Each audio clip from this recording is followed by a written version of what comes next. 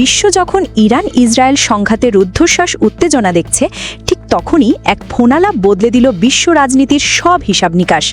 একদিকে যখন মার্কিন যুক্তরাষ্ট্র ও তার মিত্ররা ইসরায়েলের পাশে, তখন অন্যদিকে একজোট হলো বিশ্বের দুই মহাশক্তি রাশিয়া ও চীন। গতকাল রাতে রাশিয়ার প্রেসিডেন্ট ভ্লাদিমির পুতিন ও চীনের প্রেসিডেন্ট শি জিনপিংয়ের মধ্যে হওয়া ফোনালাপটি এখন বিশ্ব কূটনীতির কেন্দ্রবিন্দুতে। কী কথা হলো দুই নেতার? কোন গোপন বার্তা দিলেন তারা যুক্তরাষ্ট্রকে? আর এই ফোনালাপের পরেই কেন পুতিন এমন একটি প্রস্তাব দিলেন যা মধ্যপ্রাচ্যের খেলার মোড় ঘুরিয়ে দিতে পারে? দেখাবো সবটাই, কিন্তু তার আগে একটি প্রশ্ন।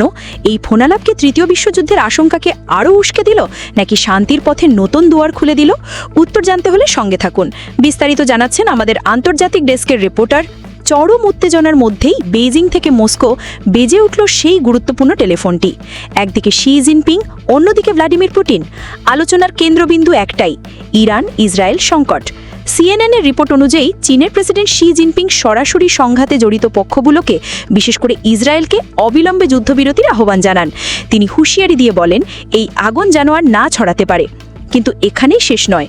শি জিনপিং তার বক্তব্যে কোনো দেশের নাম না বলেই বলেন, আন্তর্জাতিক সম্প্রদায়ের প্রভাবশালী দেশগুলোর উচিত উত্তেজনা কমানোর চেষ্টা করা, উস্কে দেওয়া নয়। রাজনৈতিক বিশ্লেষকদের মতে এই তীর সরাসরি মার্কিন যুক্তরাষ্ট্রের দিকেই ছড়া হয়েছে, যারা এই সংঘাতে ইসরায়েলের প্রধান সমর্থক। অন্যদিকে রাশিয়ার প্রেসিডেন্ট ভ্লাদিমির পুতিনও একমত পোষণ করেন। ক্রেমলিনের পক্ষ থেকে জানানো হয়েছে, দুই নেতাই মনে করেন এই সংকটের কোনো সামরিক সমাধান হতে পারে না। একমাত্র পথ হল রাজনৈতিক ও কূটনৈতিক আলোচনা। পুতিন ও শি দুজনেই ইসরায়েলের ইরান বিরোধী সামরিক পদক্ষেপের তীব্র নিন্দা জানিয়েছেন। আর এরপরই আসে সেই চমকপ্রদ প্রস্তাব যা বিশ্বকে নতুন করে ভাবতে বাধ্য করছে। ক্রেমলিনের উপদেষ্টা ইউরি উশাকভ জানিয়েছেন, প্রেসিডেন্ট পুতিন এই সংকট সমাধানে রাশিয়ার পক্ষ থেকে মধ্যস্থতা করার প্রস্তাব দিয়েছেন। আর এই প্রস্তাবকে তৎক্ষণাৎ সমর্থন জানিয়েছেন চীনের প্রেসিডেন্ট শি জিনপিং।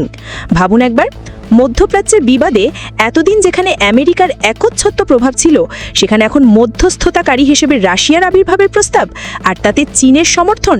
এটি কি আমেরিকার প্রভাবকে সরাসরি চ্যালেঞ্জ নয়? ধন্যবাদ রিপোর্টার। তাহলে বিষয়টি এখন সুস্পষ্ট।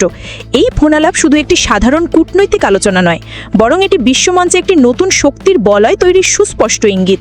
রাশিয়া ও চীন একজোট হয়ে বার্তা দিচ্ছে, মধ্যপ্রাচ্যের ভবিষ্যৎ নির্ধারণে এখন থেকে শুধু ওয়াশিংটনের দিকে তাকিয়ে থাকলে চলবে না। বেইজিং ও মস্কোর ভূমিকাও এখন থেকে হবে নির্ণায়ক।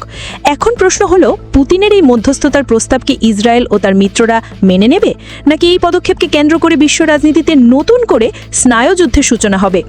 পরিস্থিতি কোন দিকে গড়ায় তার সবশেষ আপডেট জানতে চোখ রাখুন আমাদের পরবর্তী বুলেটিনে।